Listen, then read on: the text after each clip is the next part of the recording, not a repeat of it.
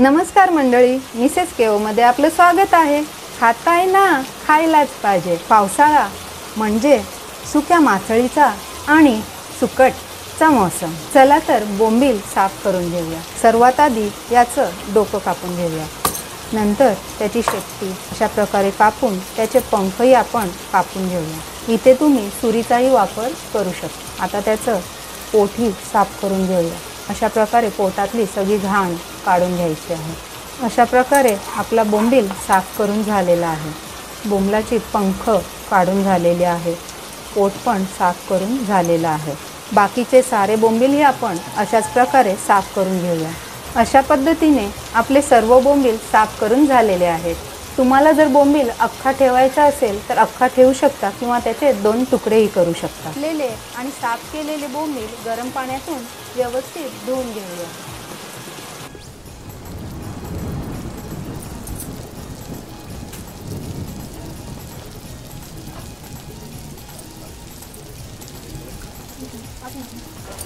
सुका बोंबील बटाटा रेसिपीचे इन्ग्रेडियंट आहेत।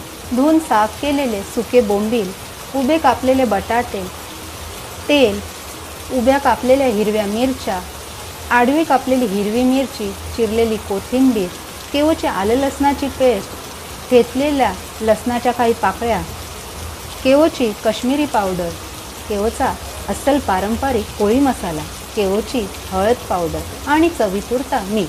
चला तर रेसिपीला सुरुवात करूया। तेल घालून घेऊया। तेल गरम झालेलं आहे, यात आता आपण ठेचलेला लसूण घालून घेऊया। 1 चमचा केवची आलं लसणाची पेस्ट घालून घेऊया। आडव्या कापलेल्या हिरव्या मिरच्या यात घालून घेऊया।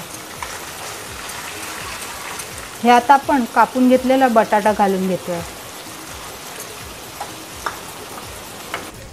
यात आता आपण केवचा अस्सल पारंपरिक कोळी मसाला 2 चमचे घालून घेत आहोत। 1 चमचा केवची काश्मीरी पावडर घालतोय। अर्धा चमचा केवची हळद पावडरही घालून घेत आहोत। आपला मसाला शिजत आलेला आहे। यात आता आपण पाव ग्लास पाणी घालून घेत आहोत। याला आता आपण उकळी येऊ द्यायची आहे। उकळी आलेली आहे, यात आता आपण बोंबील घालून घेऊया। बोंबील घालून झाले की मसाला वर खाली करून व्यवस्थित मिक्स करून घ्यायचा आहे। झाकण देऊन त्याला थोडंसं शिजू देऊया। झाकण काढून बोंबील बघून घेऊया। याला असंच हाताच्या साहाय्याने थोडंसं हलवून घ्यायचं आहे।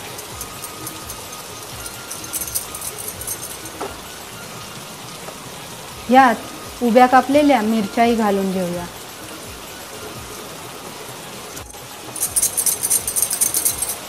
आपलं सुका बोंबील बटाटा जवळजवळ तयार झालेला आहे।